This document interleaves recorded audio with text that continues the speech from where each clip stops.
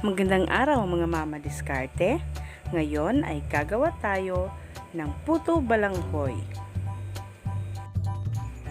Kung kayo ay bago lang sa channel na ito, please don't forget to subscribe and click the notification bell para maging updated kayo sa mga bago kong videos. Simulan na natin ang pagluluto ng puto balanghoy. Una ay babalatan natin ang kamoteng kahoy.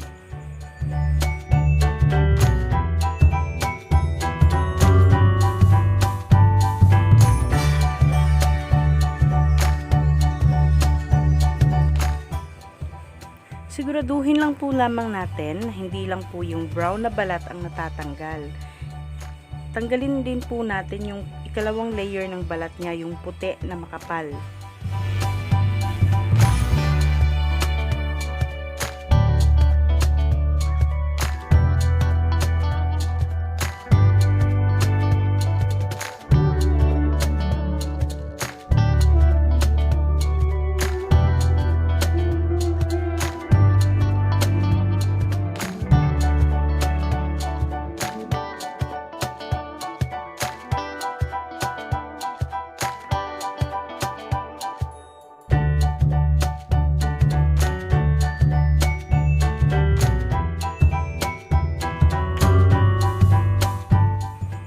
Pagkatapos ay hugasan natin itong mabuti.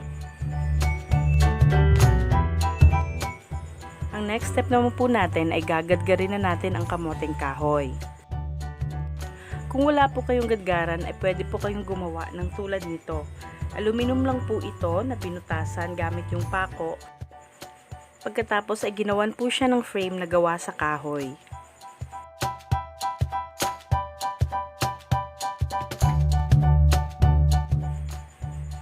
Pagkatapos po gadgarin ang ating kamoteng kahoy, pipigaan naman natin siya ng katas. Kailangan po na napigaan po siya ng katas kasi yun po yung nagbibigay ng pait.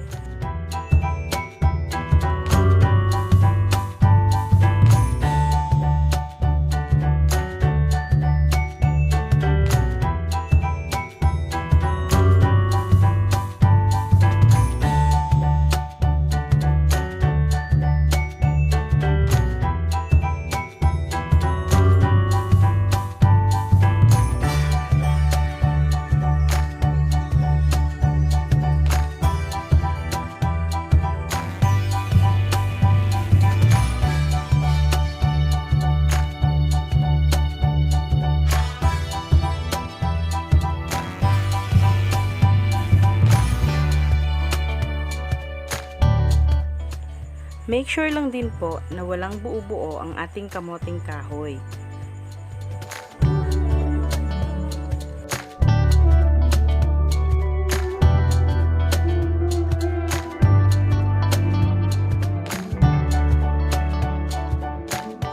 Pagkatapos ay lagyan natin ito ng kinayod na niyog.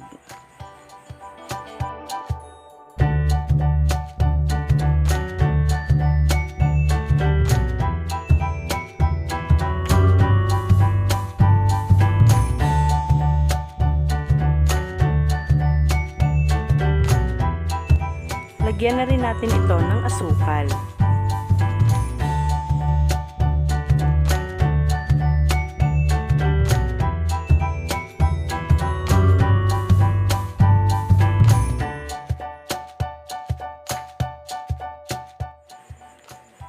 At ito po ang lutuan namin ng puto balanghoy dito sa probinsya.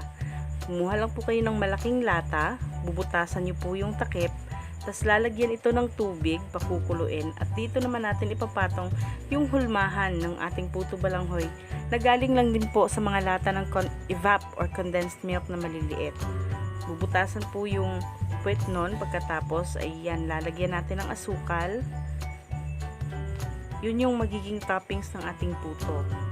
At kailangan po ang paglagay natin doon sa ating kamoteng kahoy, asukal at niyog na mixture ay hindi po natin ididiin sa lata. Hindi po natin yan itataktak para madali po siyang maluto.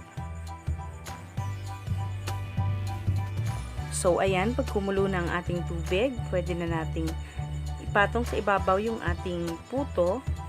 Lalagyan natin ng dahon ng saging at lalagyan ng takip. Madali lang po yan maluto. 3 minutes lang, luto na yan.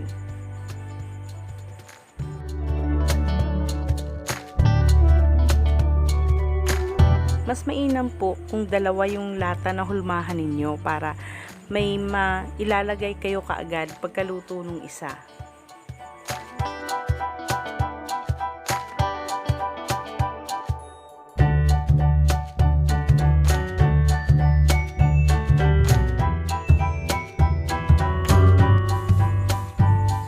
Luto na ang ating first na puto balanghoy. Madali namang malaman kung luto na kasi nagiging parang translucent yung kulay ng mixture kumpara doon sa hilaw talaga. Para maging mas mabilis ang pagluluto natin, kung meron kayong mas malaking lata, pwede nyo pong butasan ng 2 or 3 or 4 basta kasya po yung hulmahan ninyo doon. So, ayan. Tapos na tayong magluto ng ating puto balanghoy.